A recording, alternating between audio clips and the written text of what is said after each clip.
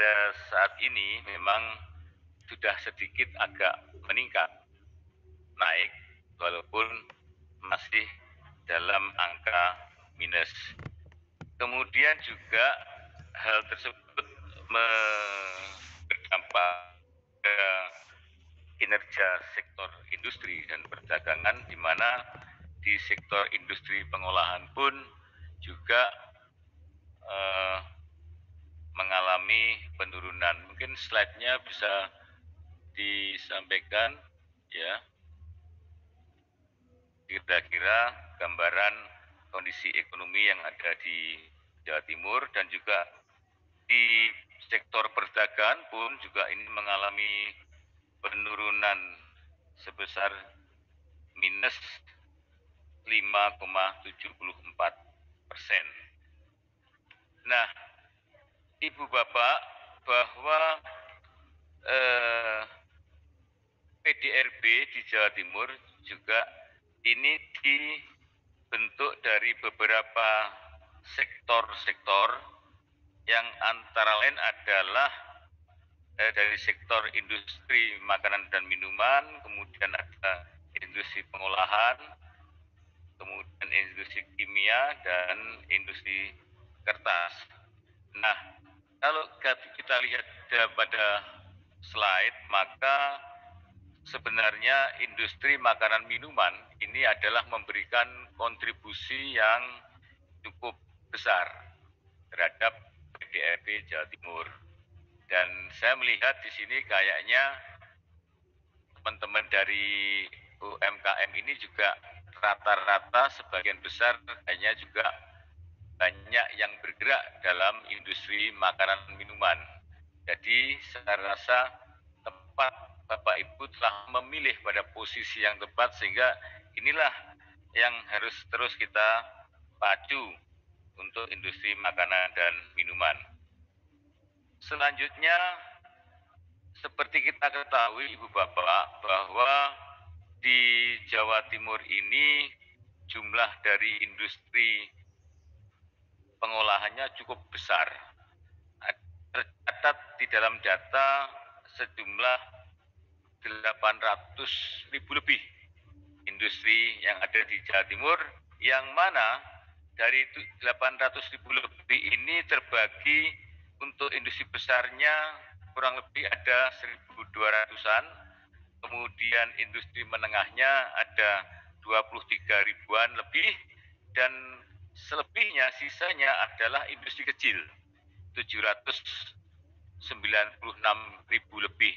Sehingga ini menjadi PR bagi kita semua, bagaimana kita bisa meningkatkan industri kecil ini bisa menjadi industri menengah maupun industri besar. Kemudian di Jawa Timur untuk struktur industri pengolahan tersebut bisa kita bagi menjadi ada yang industri agro dan non agro, yang jumlah penyerap tenaga kerja dapat dilihat di dalam slide kami, yang mana cukup banyak tenaga kerja yang diserap dari sektor industri pengolahan ini.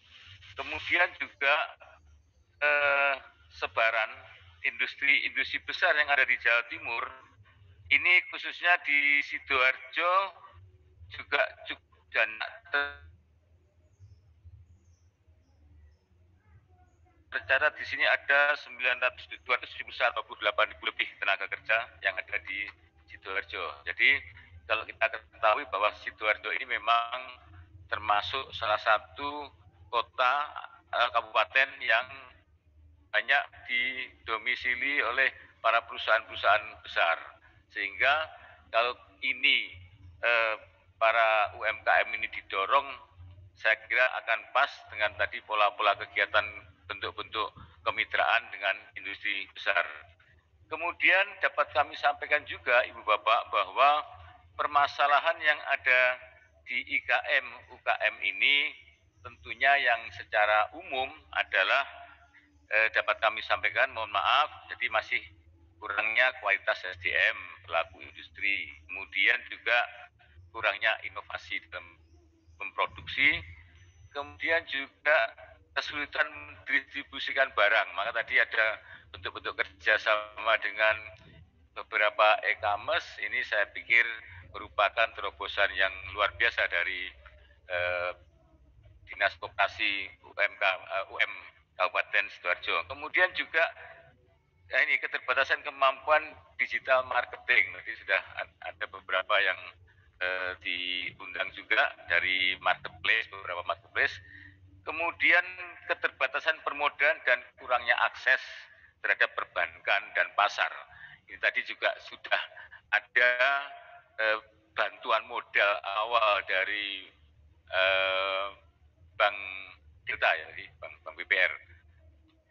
Nah, kira-kira sudah banyak upaya-upaya yang sudah dilakukan oleh Kabupaten Sidoarjo, khususnya Dinas Koperasi dan UM, terkait dengan permasalahan-permasalahan yang dihadapi oleh para pelaku usaha ataupun UMKM.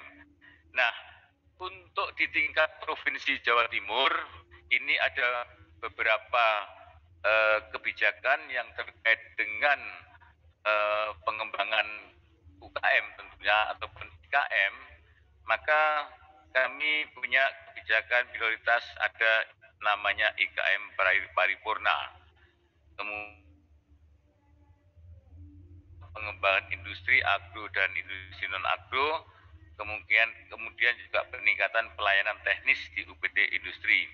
Kemudian juga ada program prioritas standarisasi yang dimaksudkan untuk peningkatan jaminan mutu, daya saing nasional dan transparan dalam perdagangan. Kemudian prioritas berikutnya adalah ada peningkatan teknologi IKM, jadi dengan maksud untuk mengefisiensikan produksi dan peningkatan daya saing IKM. Dan juga selanjutnya ada stabilisasi dan ketersediaan. Ini dalam rangka untuk pengendalian harga kebutuhan pokok dan laju inflasi. Kemudian ada penguatan KPD dan pengembangan ekspor dan promosi dalam dan luar negeri. Yang terakhir adalah pelindungan konsumen dan pengamanan perdagangan. Ini beberapa kebijakan prioritas di Dinas Industri dan Perdagangan Provinsi Jawa Timur. Kemudian dapat kami jelaskan juga bahwa dalam rangka untuk pengembangan IKM Paripurna, maka kami akan membina para UKM maupun IKM ini dari mulai mencari bahan baku sampai dengan melaksanakan pengolahan, kemudian setelah menjadi produk jadi sampai dengan pemasaran. Ada beberapa kegiatan-kegiatan yang dapat kami berikan atau kami fasilitasi kepada ibu bapak para IKM maupun UKM. Nah, kemudian juga yang terkait dengan pelayanan-pelayanan di unit kerja kami, maka perlu kami sampaikan, kami informasikan bahwa Dinas Perindustrian dan Perdagangan Provinsi Jawa Timur ini memiliki unit kerja teknis yang ini bisa memberikan pelayanan kepada ibu bapak terkait dengan pengembangan usaha maupun produksi dari para UMKM. Contoh yang ada di Sidoarjo ini, kami punya namanya UPT Logam dan Makanan Minuman, yang ini juga siap memberikan layanan kepada Bapak Ibu sekalian terkait dengan bagaimana membuat desain dari kemasan-kemasan produk dari Bapak Ibu sekalian. Kemudian juga kalau komoditasnya adalah kayu, maka kami punya namanya UPT Industri Kayu di Pasuruan, tepatnya di daerah Bukir. Kemudian juga yang terkait dengan industri kulit, maka kami juga punya UPT kulit yang ada di Magetan. Kemudian ada juga yang terkait dengan aneka produk, itu kami juga punya UPT aneka produk dan keramik yang ada di Surabaya. Itu beberapa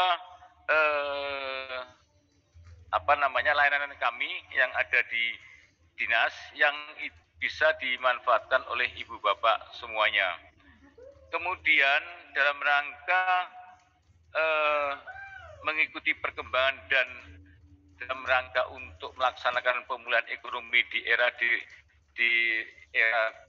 pandemi ini, maka kami juga memiliki beberapa inovasi ibu bapak yang ini juga bisa dimanfaatkan oleh ibu bapak, yaitu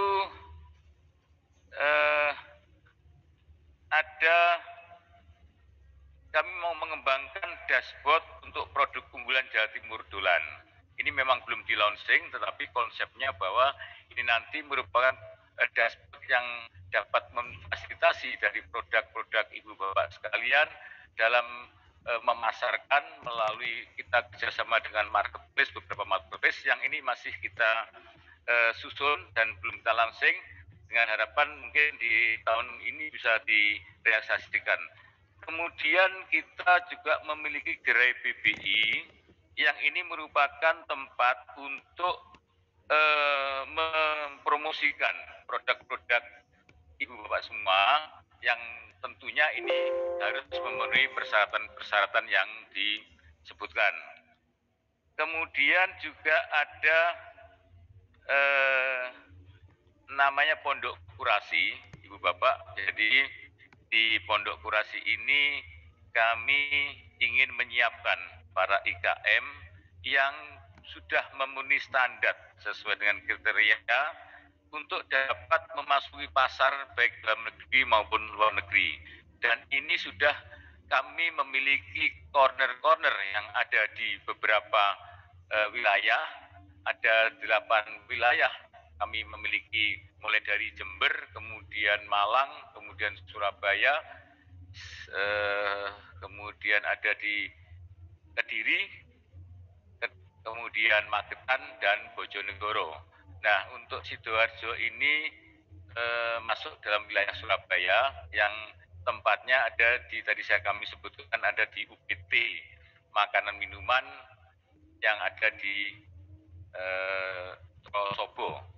Jadi Bapak Ibu sekalian yang ingin produknya ini dikurasi, maka bisa datang ke tempat kami untuk diseleksi dari aspek legalitasnya, kemudian dari aspek kualitasnya, dan